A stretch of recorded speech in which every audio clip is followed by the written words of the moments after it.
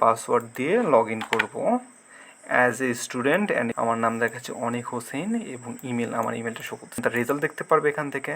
এখানে দেখতে পাচ্ছি অন করছে, সেটা এই ডেটে হচ্ছে 15,000 টাকা।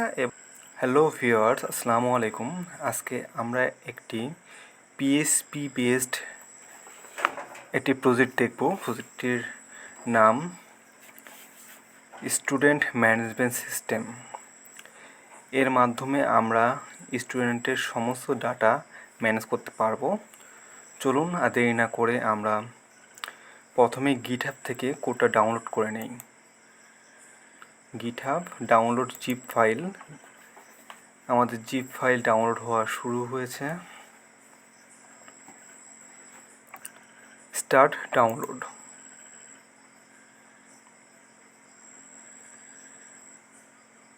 আমাদের জিপ ফাইলটি ডাউনলোড হচ্ছে।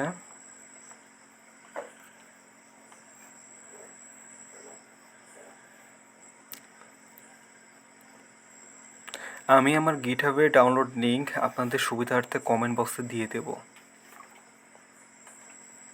আমার ইন্টারনেটের গতি অনেক কম থাকায় ডাউনলোড হতে অনেক সময় নিচ্ছে। ডাউনলোড শেষ হয়ে গেছে।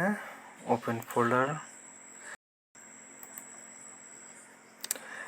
এক্সট্র্যাক্ট অল করে জিপ ফোল্ডারকে আমরা আনজিপ করে নিলাম। এখন দেখতে পাচ্ছি এই ফোল্ডারের মধ্যে একটি রিডমি নামক ফাইল আছে। আপনারা অবশ্যই ফাইলটা ওপেন করবেন। এখানে ডাটাবেসের নাম লেখা আছে, যেটা আমরা পিএইচপির কোডের সময় যে ডাটাবেসটা লাগে সেখানে ডাটাবেসের নামটা দিয়ে ডাটাবেস তৈরি করতে হবে। আর অ্যাডমিন প্যানেলে ঢোকার জন্যে একটা অ্যাডমিন ইমেল এবং পাসওয়ার্ড দেওয়া আছে। আমি যেহেতু এটা কোনো হোস্টিং প্যানেলে হোস্ট করব না, আমি এটা আমার লোকাল পিসিতে করে দেখাবো। এই জন্য আমার লোকাল সার্ভার জ্যাম সার্ভারটা অন করে নিই। আপনারা যদি কেউ হোস্ট করতে চান তাহলে যে কোনো হোস্টিংয়ে করতে পারেন, চাইলে আমার মতন জ্যাম সার্ভারেও করতে পারেন। ওকে, আমি জ্যাম সার্ভারের অ্যাপাচি এবং মাইএসকিউএলটা অন করে নিলাম। দেন লোকাল হোস্ট দিয়ে আমি ডাটাবেসে চলে যাচ্ছি, পিএইচপি মাই অ্যাডমিন ডাটাবেসে চলে আসলাম। দেন ডাটাবেসের নামটা কপি করে নেবে এখান থেকে। রিডমি ফাইল থেকে ডাটাবেসের নাম কপি করে নিলাম। ওকে, ডাটাবেসের নাম copy, database student record. Then একটা ডাটাবেস ক্রিয়েট করে ফেলি, new database name student record create. Then ডাটাবেসের যে ফাইলটা আসছে আমাদের এখানে ডাটাবেস নামক একটা ফাইল দেওয়া আছে, এখানে ডাটাবেস দেওয়া আছে। ডাটাবেসটা আমাদের কি ইম্পোর্ট করতে হবে। সুতরাং আমরা এখানে যে ডাটাবেস তৈরি করলাম এই ডাটাবেসের মধ্যে গিয়ে এই জায়গাতে ইম্পোর্ট। ওকে মেবি অলরেডি ইম্পোর্ট হয়ে গেছে। অলরেডি আমাদের ডাটাবেস ইম্পোর্ট হয়ে গেছে। জাস্ট ড্র্যাগ অ্যান্ড ড্রপ করলে ইম্পোর্ট হয়ে যাবে, কোনো কিছু সাবমিট করতে হবে না। ওকে, দ্যাটস গুড। এখন আমাদের পিএইচপি ফাইলগুলো htdocs-এর মধ্যে রাখতে হবে। যেহেতু আমার এটা লোকাল সার্ভার, তাই আমি এখানে জ্যাম্পের মধ্যে গিয়েই আমার যে পিএইচপি ফাইল আছে এগুলো জ্যাম্পের মধ্যে যে htdocs আছে ওখানে রাখলে আমার কাজ হয়ে যাবে। তো আমি এগুলো কপি করে নিই, Ctrl+A Ctrl+C। দেন আমি আমার সি ড্রাইভের মধ্যে গিয়ে জ্যাম্পের মধ্যে htdocs এর মধ্যে গিয়ে আমি একটা ফোল্ডার বানাবো, ফাইল বানাবো, create folder. Okay, folder name দিলাম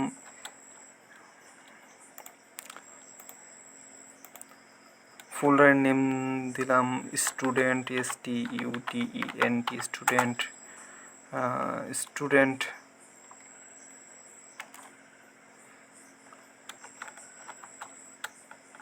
management, MANAGEMENT student management. Okay, বানান ভুল হতে পারে আমার, দুঃখিত। Student management. ওকে, তো এই ফোল্ডারের মধ্যে আমি ফাইলগুলো কপি করে নিয়ে রাখবো। কোথায় ফাইল। ওকে,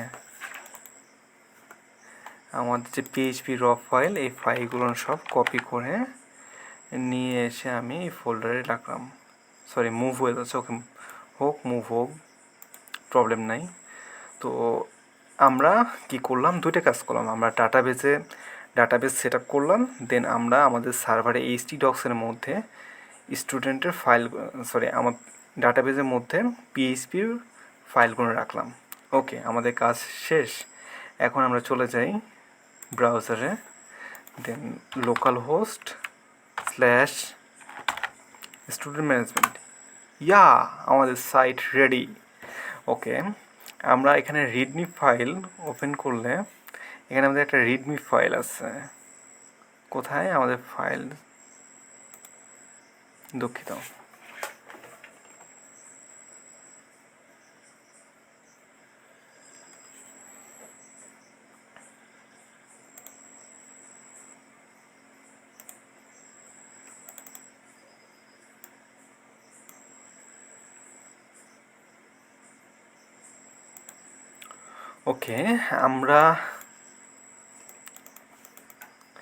ওকে, আমাদের ফাইলের মধ্যে একটা ফাইল ছিল, মনে আছে, রিডমি নামে। ওই ফাইলটা আমরা ওপেন করি, রিডমি। ওকে, রিডমির মধ্যে দেখতে পাচ্ছি আমাদের শুধু ডাটাবেস নামের সাথে সাথে আমাদের ডাটাবেস নামের পাশাপাশি আমাদের অ্যাডমিনের ইমেল এবং পাসওয়ার্ড দেওয়া আছে। ওকে, তাহলে আমরা অ্যাডমিনের ইমেল এবং পাসওয়ার্ডটা কপি করে নিই। ওকে, অ্যাডমিনের ইমেল এবং পাসওয়ার্ডের মাধ্যমে আমরা এখানে অ্যাডমিন লগ ইন করতে পারি। অ্যাডমিন লগ ইনের ক্ষেত্রে লগ ইন করতে পারি। ওকে, পাসওয়ার্ড, এখন আমরা পাসওয়ার্ডটা কপি করে নিই।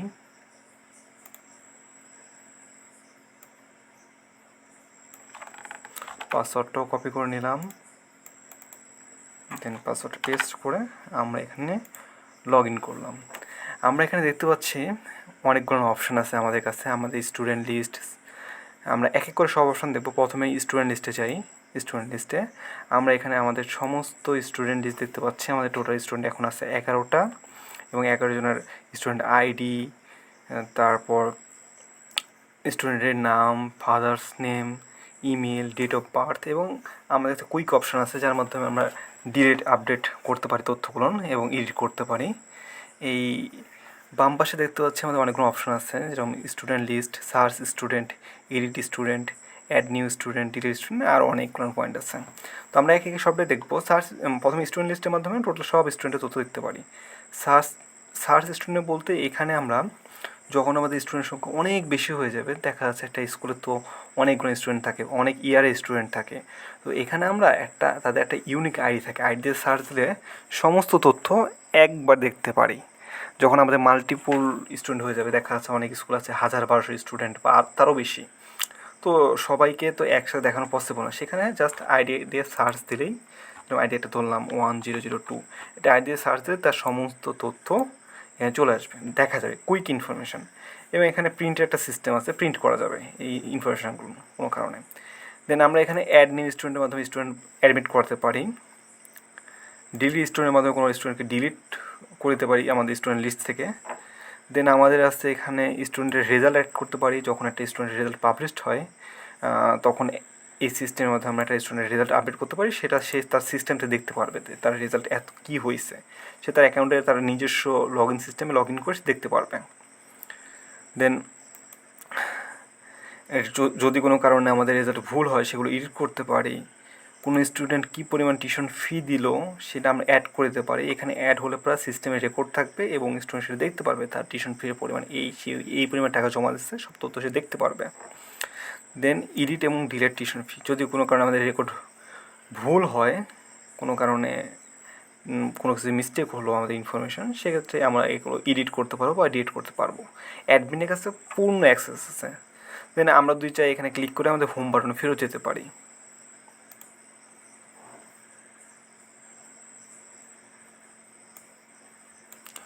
ওকে, আমরা পাশের ট্যাবে হোম বাটন ক্লিক করে আমরা হোম পেজে চলে আসলাম। এখন স্টুডেন্ট লগ ইনে ক্লিক করলাম। আমরা এখন স্টুডেন্ট হিসেবে লগ ইন করবো। আমরা ধরলাম আমরা নতুন স্টুডেন্ট হিসেবে আমরা আমাদের ইউজার নেম পাসওয়ার্ড, সরি আমাদের ইমেল পাসওয়ার্ড আমরা জানি না, সেক্ষেত্রে আমরা সাইন আপ করবো। সাইনে ক্লিক দিলাম, আমাদের প্রথমে জিজ্ঞেস করতে ভেরিফাই আইডেন্টিফাই, প্রথমে আমাদেরকে জিজ্ঞেস করতেছে, আমাদেরকে প্রথমে আমাদেরকে এই পেজে নিয়ে আসবে। এখানে আমাদের আইডেন্টিটি ভেরিফাই করতে হবে। এক্ষেত্রে আমরা আমাদের আইডি এবং আমাদের ডেট অফ বার্থের মাধ্যমে আমরা আইডেন্টি ভেরিফাই করব। তো আমি এখান থেকে একটা স্টুডেন্ট চুজ করে নিচ্ছি, আমার স্টুডেন্ট আইডি 1001-এ ধরলাম, এটা কপি করে নিলাম এবং ডেট অফ বার্থ আমি কপি করে নিচ্ছি। ওকে, ডেট অফ বার্থও কপি করে নিলাম। সরি, বসাতে হবে ডেট অফ বার্থ 21/5/2004, 21/5/2004, 5-1-2-3-4-5, সরি ইয়ারটা 2004, 5, ওকে 21/5/2004, 21/5/2004। ওকে, এখন যদি ভেরিফাই করি আইডি, দেন আমরা দেখতে পাচ্ছি আমাদেরকে ওয়েলকাম জানাচ্ছে। আমি স্টুডেন্ট হিসেবে জয়েন করতেছি। এখানে আমার স্টুডেন্ট নাম অনিক হোসেন, ফাদার্স নেম মিজান হোসেন এবং রেজিস্ট্রেশন ফর্ম চলে আসছে এখানে আমি আমার ইমেল পাসওয়ার্ড সব দিতে পারবো। ওকে, আমি দিই, তাহলে এখানে এন্ট্রি করি anik@gmail.com। আমি একটা ইমেল দিলাম, ডামি ইমেল। ওকে, একটা কন্ট্যাক্ট নাম্বার,